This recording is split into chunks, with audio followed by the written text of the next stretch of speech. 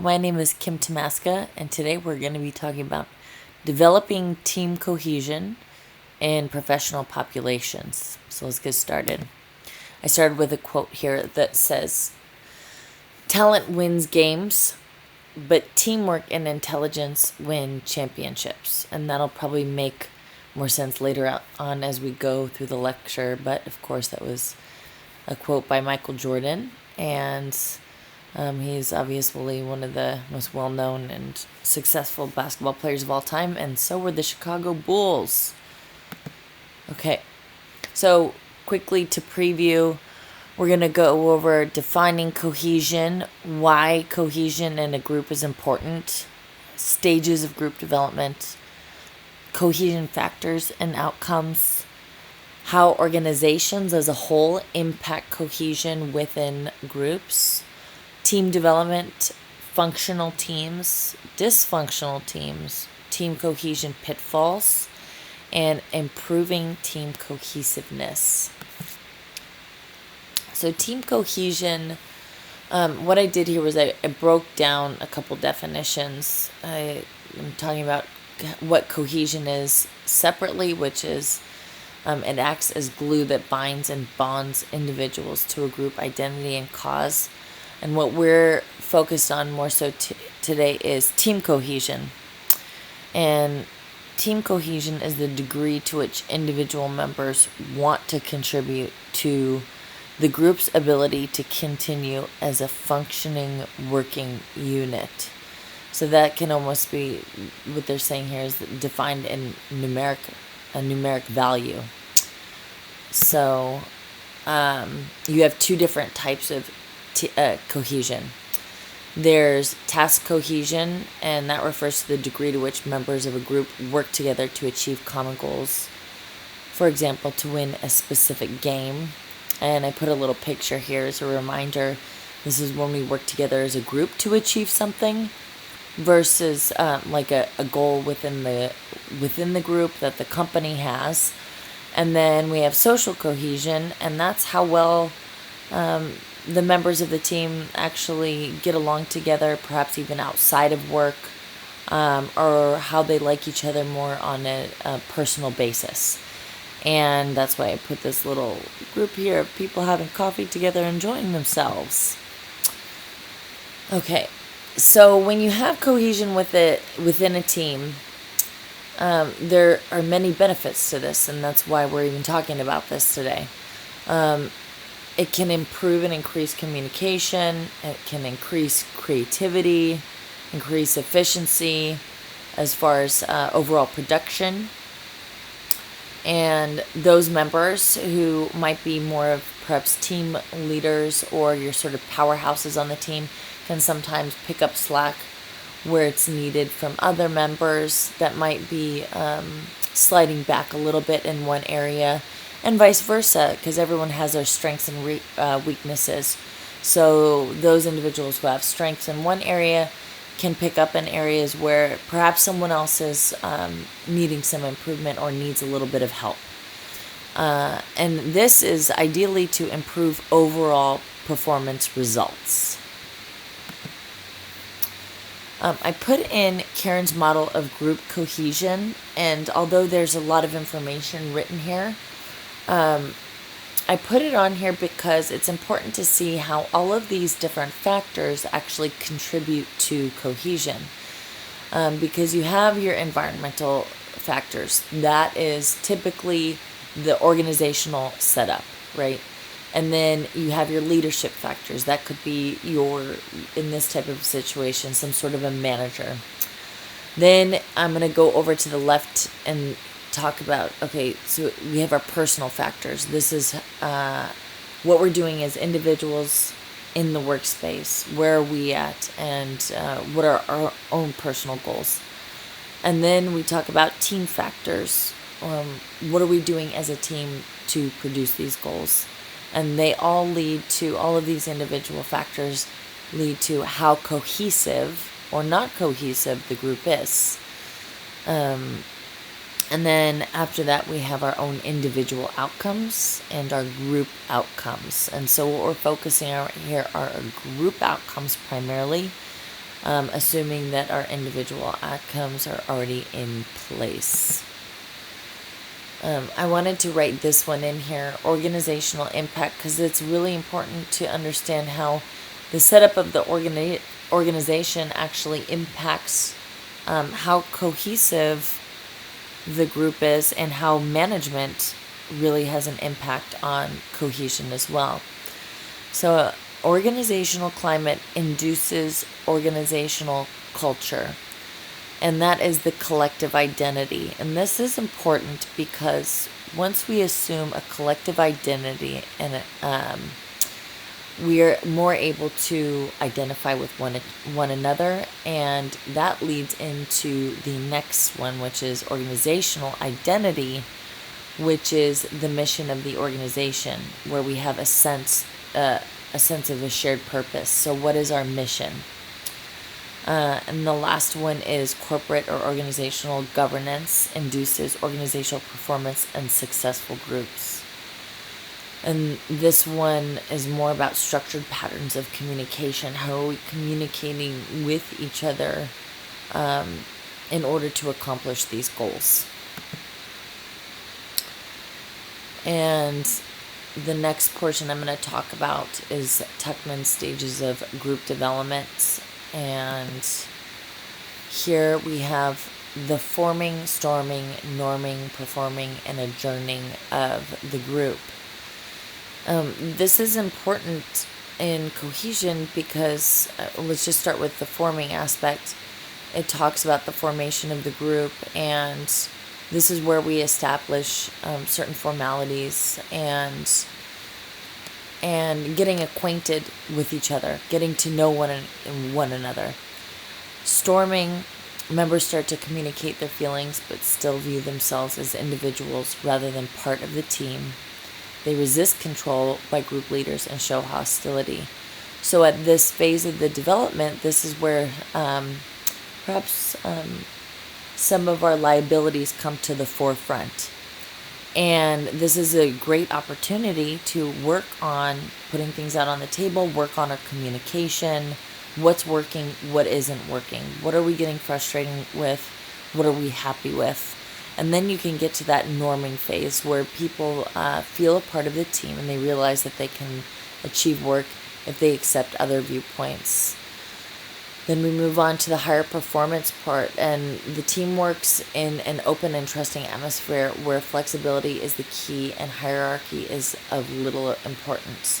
So it's in this norming performing phase where this cohesion starts, the norming phase where the cohesion starts to happen, so that way you can perform in order to meet the goals that are set in front of you, or that you're setting in front of you.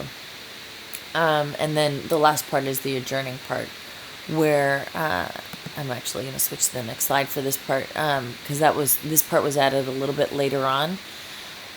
Adjourning, transforming, and mourning, where you've completed the task, and sometimes the team will break up. This part is a little bit less relevant, but and then perhaps the team will reform once again. So these are the 5 functions of a team. And these aspects are what help to create some team cohesion. And at the very bottom, we have trust. And here it says, identify and discuss individual strengths and weaknesses. Spend time in face-to-face situation. This is where that communication comes into play. Looking at things objectively, and having discussions. What are our strengths and weaknesses? Where can we improve, and how can we improve? Then we have healthy conflict, acknowledging that conflict is required for productive engagement. Establish ground rules for conflict. Conflict can actually be a good segue into learning how to build these bonds and cohesive team membership. So the next one is commitment.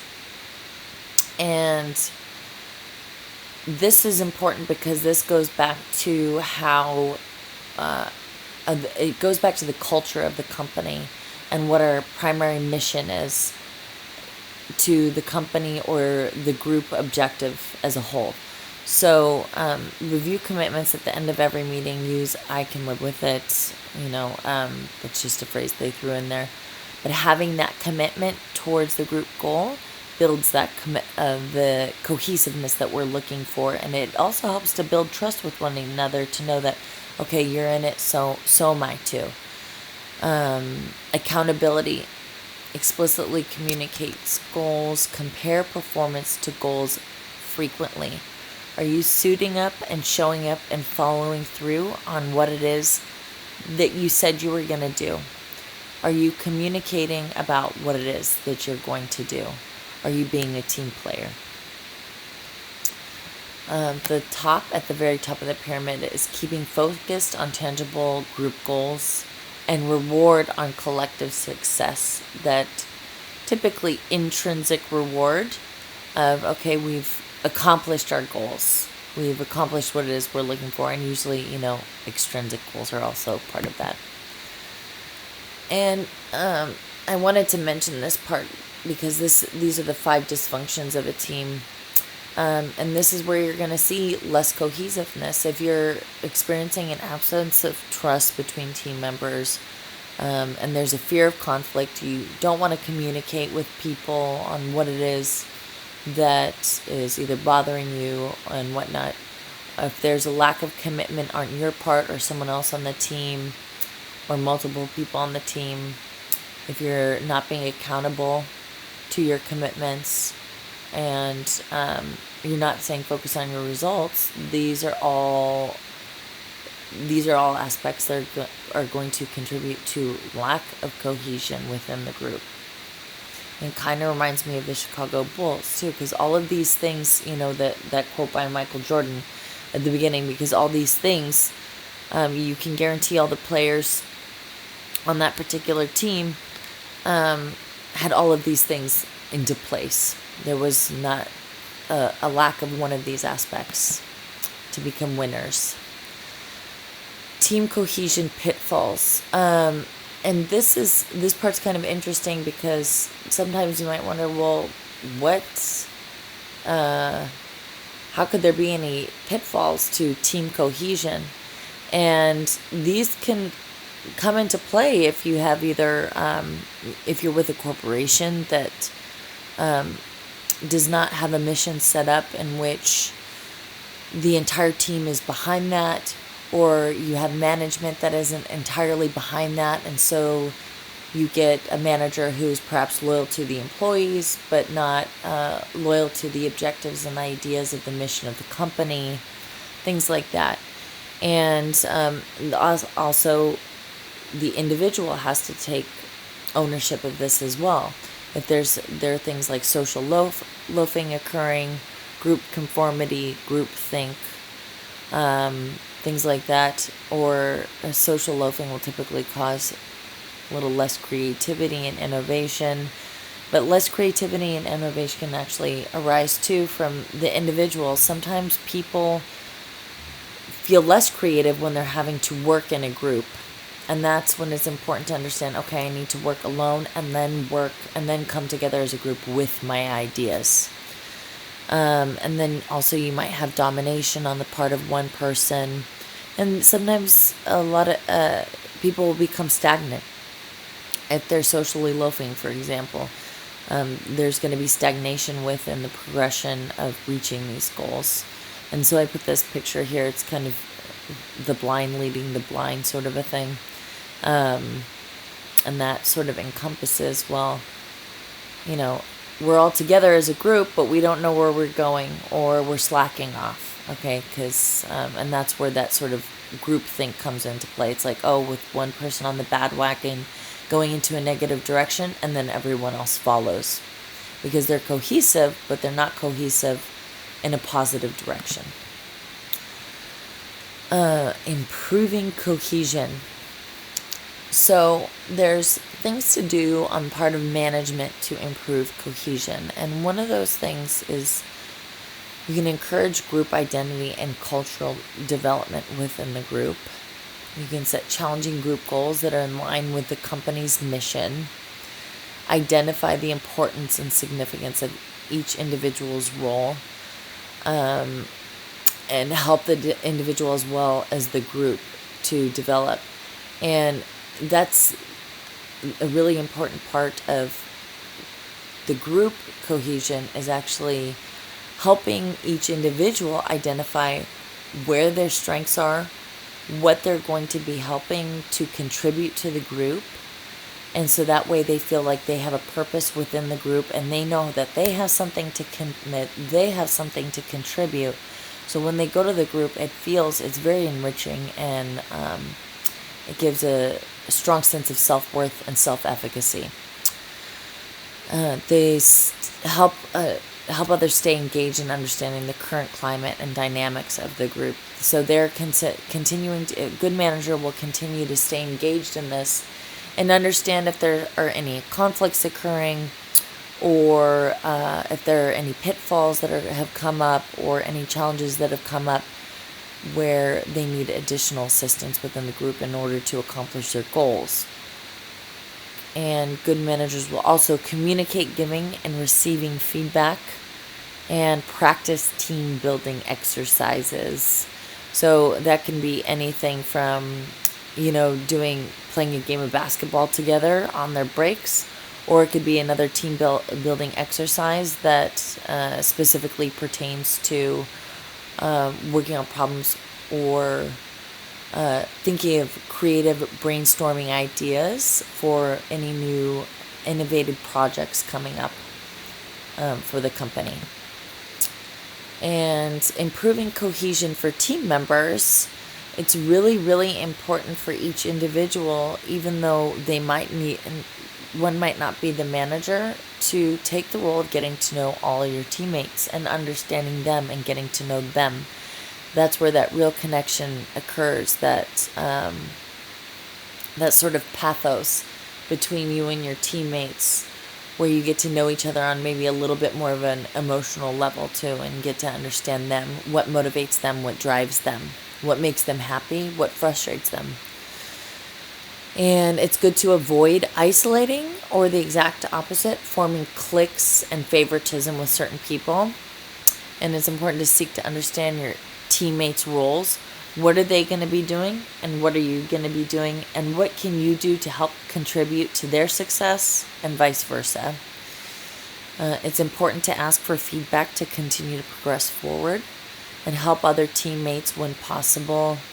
Be encouraging, and if you notice a conflict coming up, make sure that you address it. One thing that will definitely break apart any team cohesion that's built is when there's underlying resentment, frustration, anger with a person or persons or the management, and perhaps one would start to get passive aggressive or covertly aggressive, and that really takes a heavy toll on the success of the team and the happiness of the team. And always give 100%. So just as a recap, we defined cohesion, why cohesion is important, stages of group development, cohesion factors and outcomes, how organizations impact cohesion, team development, functional teams, dysfunctional teams, team cohesion pitfalls, improving team cohesiveness. And I just put a little picture of Apple here because Apple is very well known as having a very cohesive work environment that really inspires its workers to continue to be creative, work as groups, and they're definitely one of the more successful corporations in all of the world.